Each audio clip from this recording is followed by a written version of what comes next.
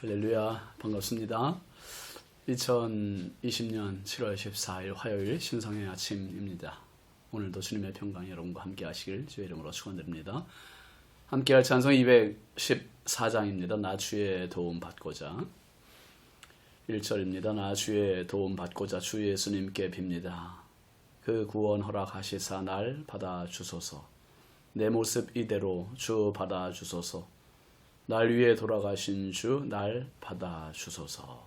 1절 큰 죄에 빠져 영죽을 날 위해 피 흘리셨으니 주 형상대로 빚으사 날 받아주소서. 3절 내 힘과 결심 약하여 늘 깨어지기 쉬우니 주 이름으로 구원의 날 받아주소서. 4절 내 주님 서신 발 앞에 나 꿇어 엎드렸으니 그 크신 역사 이루게 날 받아주소서. 내 모습 이대로 주 받아주소서. 날 위해 돌아가신 주 날 받아주소서. 아멘. 오늘 우리에게 주시는 하나님의 말씀은 사무엘상 21장 10절 11절입니다. 함께 보시죠. 그날에 다윗이 사울을 두려워하여 일어나 도망하여 가드왕 아기스에게로 가니 아기스의 신하들이 아기스에게 말하되 이는 그 땅의 왕 다윗이 아니니이까. 무리가 춤추며 이 사람의 일을 노래하여 이르되 사울이 죽인 자는 천천히요 다윗은 만만이로다 하지 아니하였나이까 한지라. 아멘. 오늘 말씀 제목은 아기스에게로입니다. 아기스에게로. 예전에 적과의 동침이라는 영화가 있었습니다. 가장 완벽주의를 요구하는 남편과 또 그렇지 못한 힘겨워하는 아내의 갈등을 다룬 영화입니다. 아내는 남편의 결벽증에 시달리다 못해 결국 탈출을 시도하지요. 동침을 하기는 하지만 남편은 적이었습니다. 적. 어쩌면 현대인들 중에는 이런 마지못한 삶을 사는 사람들이 참 점점 늘어가는 것 같아 안타까운 마음입니다. 성경에는 어쩔 수 없이 적진에 들어간 경우도 있습니다. 모세는 히브리 아기들이 다 죽는 마당에 하나님은 모세를 생후 3개월째 석 달째 적진인 애굽의 바로의 궁궐로 들여보내십니다. 태풍의 눈으로 들여보내신 거예요. 여러분, 거센 태풍의 가장 고요한 곳이 바로 태풍의 한복판인 태풍의 눈이라고 합니다. 지금 바로의 공주는 모세를 나일강에서 건져서 히브리 아이인 것을 알면서도 그 아기를 죽인 게 아니라 너무 예쁘고 귀여워서 그 아기를 자기가 데려다가 자식 삼아 키웁니다. 사람들의 생각으로는 가장 위험천만한 곳으로밖에 생각들지 않던 애굽의 궁궐에 거기에서 히브리의 아기가 자라고 있다니. 사실 애굽의 궁궐은 가장 안전한 곳이었습니다. 하나님은 누구도 따를 수 없는 고수 중에 최고의 고수이십니다. 때론 우리 땅에 있는 것보다 적진의 땅이 더 안전할 때가 있습니다. 지금 다윗은 불 속으로 뛰어든 것 같은 행동을 보이고 있습니다. 적과의 동침처럼 다윗을 죽이려는 사람이 만약에 한 개인이라면 이스라엘 땅 어디든 숨어 있으면 되겠지만은 지금 다윗을 죽이려고 하는 사람이 누굽니까? 사울이에요. 사울. 이스라엘의 왕인 사울이 다윗을 죽이려고 쫓아다닙니다. 골리앗에게 현상금을 붙였던 사울이 다윗에게도 그런 현상금을 붙이지는 않았어도 부하들 중에 사울의 마음을 아는 사람들이 다윗을 고발하거나 체포할 수도 있기에 이 알 수 없는 수많은 위험으로부터 다윗은 자기를 보호하기 위해서 처음으로 칼을 소유했습니다. 그리고 도피 생활을 시작했습니다. 그 도피한 첫 번째 장소가 어디예요? 바로 적진입니다. 블레셋. 10절 말씀 한번 보세요. 그날에 다윗이 사울을 두려워하여 일어나 도망하여 가드 왕 아기스에게로 가니. 가드는 어디입니까?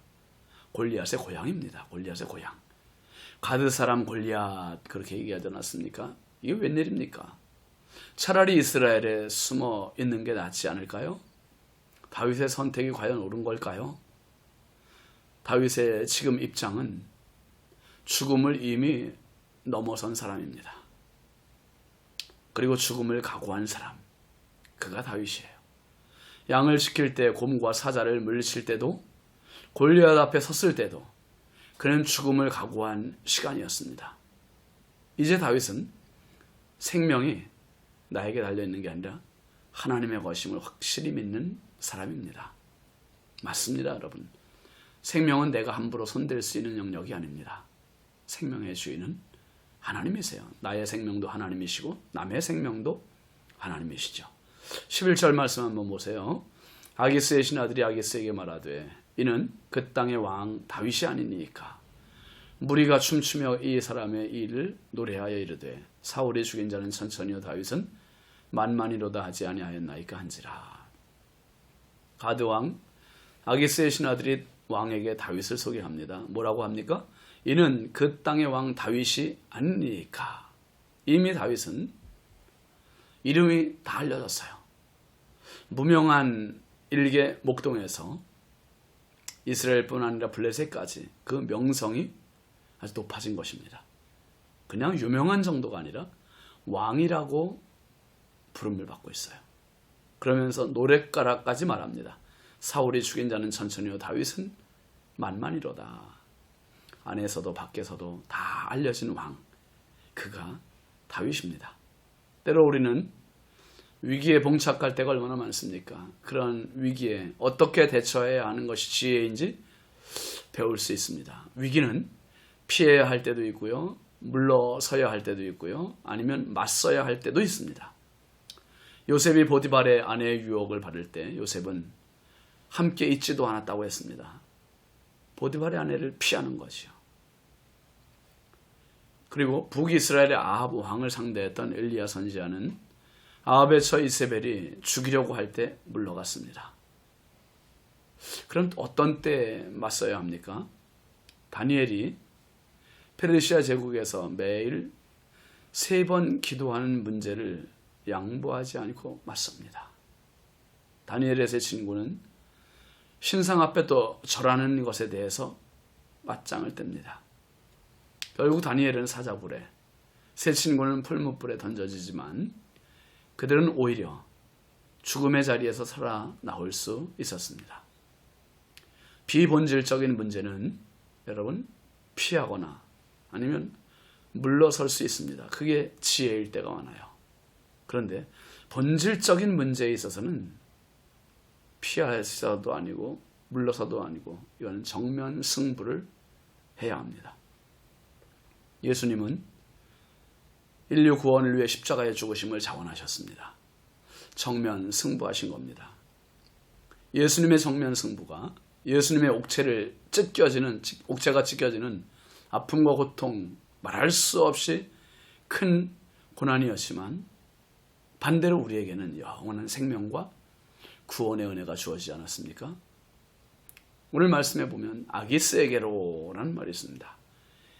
이스라엘이 가나안에 들어가 살 때 무고한 일로 살해한 사람들이 피해야 했던 6 성읍이 있었습니다. 그 6 성읍이 도피성이었습니다. 도피성. 다윗이 지금 내린 결정이 정말 쉽지 않았겠지만 얼마나 다급했으면 블레셋으로 도망갔을까요? 적진으로. 지금 이 순간은 어쩌면 다윗에게는 도피성과 같은 그런 시간이요, 그런 공간입니다. 그 선택과 결정에서 우리가 지혜를 배워야 할 것입니다. 쉽지 않은 우리의 삶의 수많은 선택과 결정에서 때로는 정면 승부로, 때로는 피함으로, 때로는 물러섬으로 지혜를 가지고 우리의 영원한 도피성이신 오늘도 예수님께 다가가서 예수님의 은혜, 예수님의 지혜, 예수님의 보호를 받는 축복의 하루가 되시길 바랍니다. 기도합시다. 거룩하신 아버지 하나님, 주의 은혜와 사랑을 감사합니다. 다윗이 얼마나 다급했으면 적진으로 도망을 갔을까요? 하나님, 뜻하지 않는 어려움을 당한 성도들이 있습니까? 알 수 없는 눈물을 흘러내리는 성도들이 있습니까? 오늘 주님, 우리의 영원한 도피성 되시는 예수님께 나아가서 예수님의 보호하심과 인도하심과 예수님의 은혜를 힘입는 복된 하루 되게 하여 주옵소서. 아버지 하나님, 블레셋에서조차도 다윗의 이름을 다 알고 있을 정도로 이제 유명한 사람이 되었지만 그의 생명의 주인은 하나님이셨습니다. 하나님, 오늘도 연약한 저희들의 생명의 보호자가 되어주시고 하나님 친히 은혜를 부어 주옵소서. 예수님의 이름으로 축복하며 기도합니다. 아멘. 오늘도 예수님 안에서 참된 평강 누리시기 바랍니다. 감사합니다.